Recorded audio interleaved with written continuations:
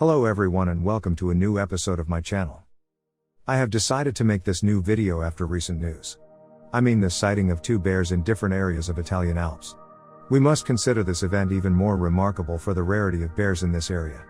Conversely, part of public opinion called for bear relocation or shot death. In fact, these two bears would have ventured too close to inhabited areas in Piedmont and Trentino. The hateful thing about the story is that all those people who just a year ago, on 27th of September 2019, had demonstrated together with Greta Thunberg, today do not say anything. It seems like COVID cancelled any environmental feelings in European population. Is it ever possible? I think not. The reasons are elsewhere. 12 months ago, billions of people demonstrated against rich tycoons or developing countries for a greener world. Today, when this green world comes out the forest of public opinion's imagination and cross the fence of our bourgeois houses, it is time for Winnie the Pooh to go back in a National Geographic's video. Obviously, it is not good for a bear to roam the green grass in front of a ranch in Trentino. And if we really want to be honest, the bear is quite rude in wanting to enter a European private property. The fence marks the edge of our comfort zone. Excuse me, I have a question. Why as long as 500 Africans a year die killed by hippos, hippos must be protected because they are dying out? On the contrary, if a bear eats a chicken in Italian Alps it must be killed? It is obvious, Africa is far away, outside our fences. I am not an environmentalist, I eat meat and I even agree with a certain kind of hunting. Nevertheless, I am indignant with this self-righteous behavior. And above all, I am indignant with those who do not think rationally, with scientific data. Let us think about the human-bears conflicts. A well-known problem, especially in countries where the number of bears is high. And this is not the case of Italy with about 100 bears. I am not denying the existence of the problem, but the proposed strategy of killing or removing animals. In a recent research, Karaman Lidis studied a small population of bears leaving a conservation area in Greece. It has been demonstrated that in the last 15 years, bears may have increased their living range by as much as 100%, occupying mainly anthropogenic landscapes and areas with suitable habitat that are currently not legally protected. Although adult large carnivores are virtually free of natural predation, it is not clear if they adjust their behavior to subtle variations in human-derived risk. According to recent studies, bears try to avoid human encounters, which resembles the way prey avoid their predators. Bears responded to fine-scale variations in human-derived risk, both on a seasonal and a daily basis. In a remarkably interesting study conducted by Ordiz in 2011 in Scandinavia, authors investigated almost 900 sites at different distances from human settlements, seasons, and times of the day.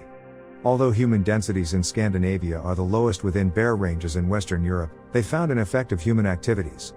In fact, in summer and fall, the berry season, with more intensive and dispersed human activity, including hunting, bears rested further from human settlements during the day than in spring. Additionally, day beds in the summer and fall were the most concealed. In a more recent study conducted in Slovakia, Skubin confirmed that the most important drivers for daybed selection were anthropogenic landscape, the presence of dense regenerating forests and forest shrubbery belts in farmland. Noteworthy, this article documented that females with dependent cubs selected daybeds significantly closer to human settlements than adult males, possibly to avoid the risk of infanticide. Cannibalism and infanticide are a common attitude among bears. This is the reason why younger bears are sometimes pushed towards the peripheral areas of large forests by older and bigger bears. The result is an increased risk of contact between young bears and humans. Although bears generally avoid human habitation, persistent human food sources can be too hard to resist. Human-bear conflicts resulting from livestock depredation and crop use are a common threat to the brown bear throughout its range. A Croatian survey over incidents occurred between 2004 and 2014 showed the highest number of claims were made for damage to field crops and orchards. Damage to livestock, agricultural crops and beehives resulted in the highest total cost to farmers. Generally, there are three main ways to solve human-bear conflicts: kill the bear, reallocate the animal, or try to coexist. Hunters associations suggested that hunting more bears could reduce the number of animals and consequently lead to less conflicts.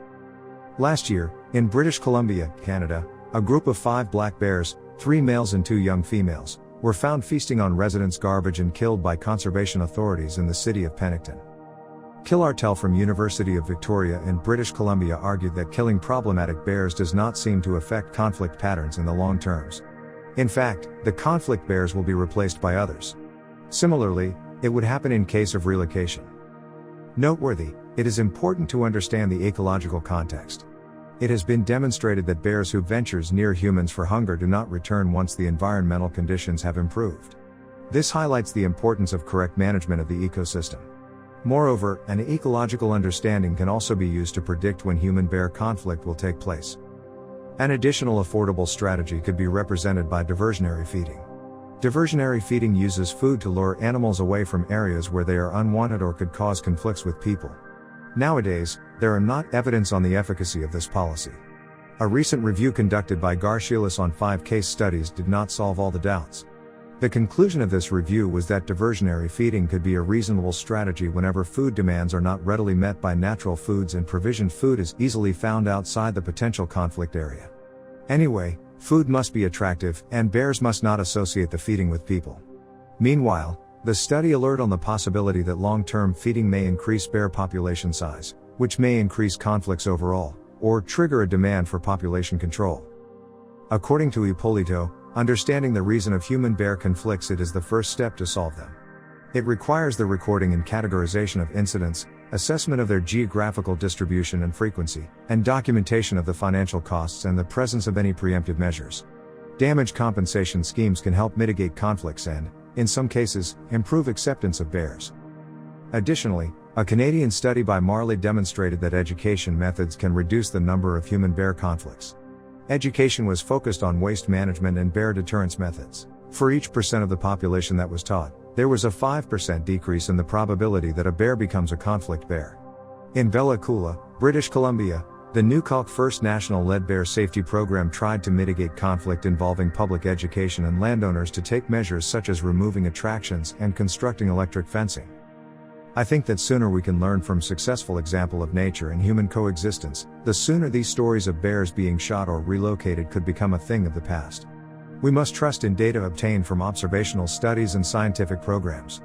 Only in this way it will be possible to enhance man's relationship with nature. No more time for cowboys and shotguns. Leave comments and observations below.